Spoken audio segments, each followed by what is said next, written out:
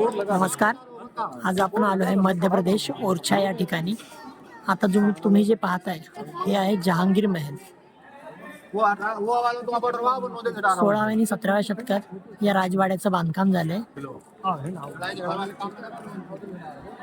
आधी याला बुंदेलखंड असे म्हणायचे, आता ओरछा असं म्हणतात.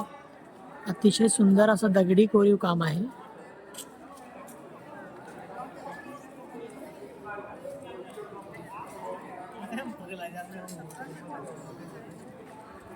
दोन शैलीत काम केले, हिंदू आर्किटेक्चर आणि मुस्लिम आर्किटेक्चर.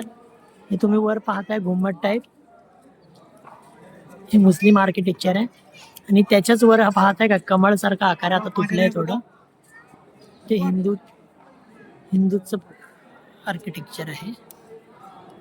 हे बघा इथे क्लिअर दिसतंय. ओके, धन्यवाद.